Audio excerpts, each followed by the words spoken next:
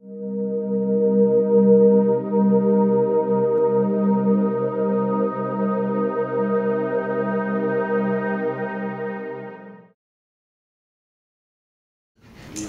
name is Dick Uitenlaal, and I'm heading the fundraising activities for Matcha Works, initially from the Netherlands, and we are currently expanding it to other countries in Western Europe. Matcha Works is one of the structural partners from Computer8 since, I think, for the last 5 years. And although 15,000 computers have been sent to Zambia, we only received 1,500 of them. So we have a long way to go to get more computers. But we are very thankful for the support, and it's a pity that I'm representing the Zambian team. It would have been a fantastic opportunity for the Zambian team to represent themselves, of course, here. Computer8 has sent 1,500 computers to Matcha, sent 2 Zuba boxes, and these are internet cafes in containers that are placed in communities without any connection to the electricity grid.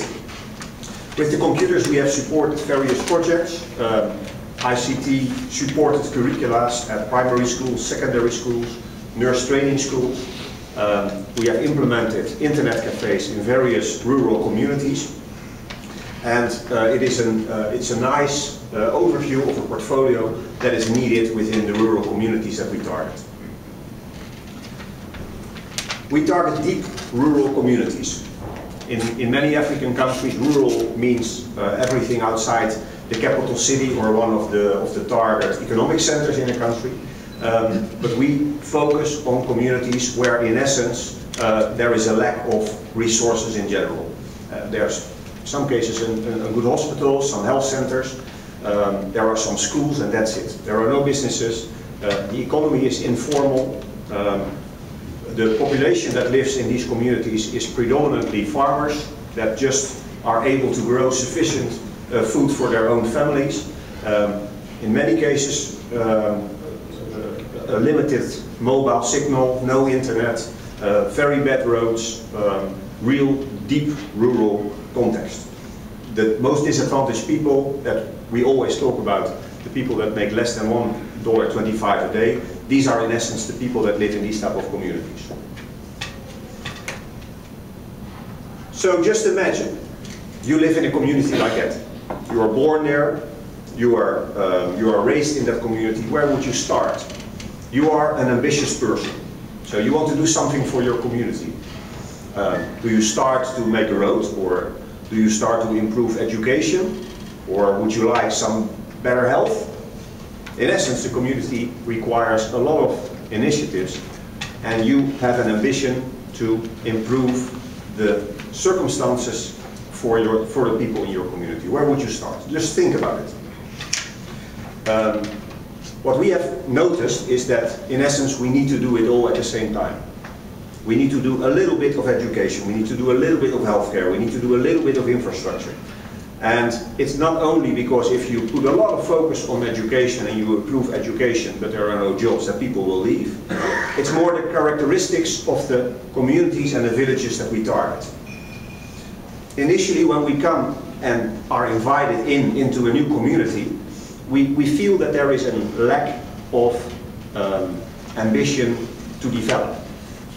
These communities are resource limited. There is a traditional leadership that is responsible for the communities, and we see a lot of closed or arrested communities where people are very used to share resources, and whenever you try to do something new, people feel threatened about new initiatives that comes in. You need to look at how a rural community in the UK has developed over time, in decades in essence. It starts with a market square, there are some entrepreneurs, there's a small hospital started, a small school is started, more businesses are coming in, there is infrastructural development. And in essence what we try to do is to follow that process, but then in a pretty short time frame, a pretty short notice. What we have experienced over the years is that in essence there are 2 fundamental reasons that inhibit structural rural development. And the 2 fundamental inhibitors are the extreme high distribution cost for new services that the people lack, plus it is an enormous attrition of good and ambitious people that move to town to find a job to maintain their families. The distribution costs are difficult because within the development aid world we see that a lot of organizations have a single issue focus. And if you want to improve the education in a school, you can't cooperate with other organizations that have a different focus area there. And we believe that bringing development to these type of deep rural communities requires a lot of cooperation. You can only do it if you do it together. The attrition of key people is a big issue. If you run a rural school in an area where you don't have electricity, you don't have a mobile phone, we find most of the schools that lose 4 out of the 10 teachers each year. In essence, when a teacher is placed at a rural school, the first thing that he or she does is to start to think, how can I influence the people around me to be placed on another school with better circumstances. Any capacity building program within an organization that loses 40% of the people year after year after year is in essence set up for failure. So the attrition of people, besides the very high distribution cost of services, are two fundamental issues that we try to address with a holistic approach, with an approach that comes from the people from inside the community. And we have asked ourselves the questions, why do people stay? So a lot of the people, there's an enormous urbanization in Zambia. Most of the ambitious people that live in the rural areas, they move to or Livingston or to Lusaka to find a job. In a lot of cases they are working in jobs under their competency level, but they still continue to go to the city and leave their community for themselves. So what makes people stay? That's a key question that we ask ourselves. And the interesting thing is that there are a lot of ambitious people in the communities that we target. There are a lot of competent people that we find, and there are not so many differences between the people that, let's say, we work with in the western part of the world and the people that we work with in the rural communities that we target. In essence, they want an inspiring work environment, they want to be challenged, they want to grow, they want to become better, and they want good education for their children. In essence, it's not different. Anywhere in the world, I think, we find the same type of people. And we have found quite a number of them, and we call them our local heroes.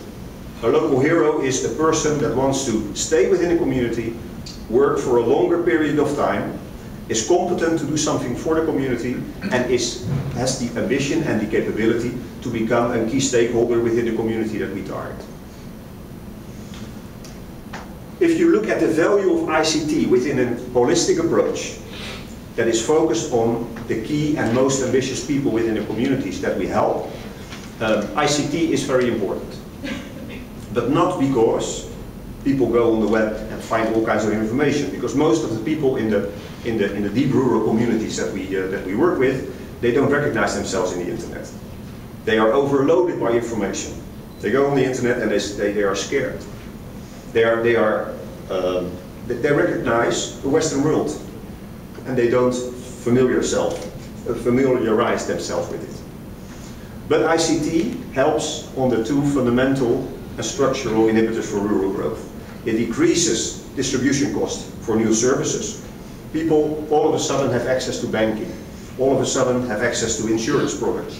All of a sudden can set up new value chains of crops that they grow because they know that there's a demand in the big city. So it reduces the high distribution cost of new services to the people living in these communities. It also has a direct impact on the attrition of key people. The internet in Macha is better than in Lusaka. It's 10 times as expensive, but it's better. Because people share it, they don't have to pay for it as much as they would pay for it if they are in Lusaka. So the value of internet for us is it is a great tool to build relationships, to maintain relationships in the most isolated communities in Africa, or in Zambia in this case. It helps them work with peers in other schools. It helps them to feel part of a larger world, and it helps them to to feel that they have an inspiring work environment around them. So Matja is just an example now. This is one of the rural villages where we have started. It works. We have built all kinds of different solutions that have inspired people from other communities to do the same. And we need a lot of more computers and a lot of more Zuba boxes to help all the different various rural communities that have requested our support. So thank you very much. And if there are any questions.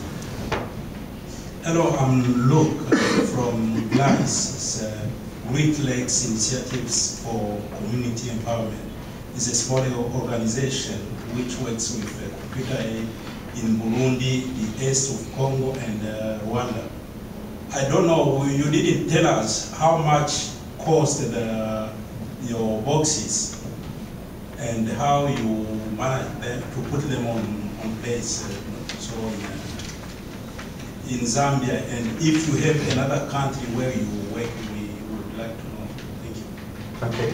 And the boxes, you mean the containers, the C containers with the internet? Yeah. Okay. But the box itself doesn't cost that much, because it's a C container that is installed with computers. So 5,000–6,000 euros, and you have a complete installed internet cafe. But the implementation, plus the training, plus the more tribal integration with the leadership of the communities, that is the most expensive part of the whole implementation. So it's a process of 3 to 6 months, where let's say we visit multiple times with various people to make sure that the leadership of the community is completely aware of what we try to do. We train the key community members there, and that whole process in total is roughly $40,000 to $50,000 before we start to enter a community. So that's sort of the cost, the upfront cost for an implementation in a new community. Is that an answer to your question? A comment. Yeah, I just want to add that community is 7 hours drive from the capital. If you actually don't have access there, you have no way of getting it any other way. It's 7 hours drive, and it's more than a day to get the first bus, and the only bus for the day to go to the capital. Thank you. There's a number of people who want to ask questions. I think if you have time, I'm going to take one more from the gentleman at the front of the microphone. Yeah, thank you very much. I'm from Nigeria, and I believe some of the challenges we face in Nigeria is that of electricity in the rural areas. So I wonder, just wanted to find out how are you able to cope with the problem of electricity in the rural area of Zambia, in the area of the use of ICT. Yeah. So I'd like to know what were the devices that you have actually applied to succeed in making the computers really, successful in the rural areas. Yeah. Thank you. Great, thank you very much. Let's say part of the things that Computer Aid has shipped to Matja were 2 Zuba boxes. And a Zuba box is a C container with a solar energy on top of it. So these containers can be placed in any community without electricity. We are active currently in 7 communities, so 5 others have a connection to the grid in many cases. This could be the national grid, or this could be a local grid, but there is electricity there. And from that central place, you start to distribute the internet channel to communities that are around that, let's say, coordination place. And in these type of places, you use solar or biogas. We are experimenting with biogas at the moment. Just local solutions that could fuel the internet access, but also much more than that. Thank you very much.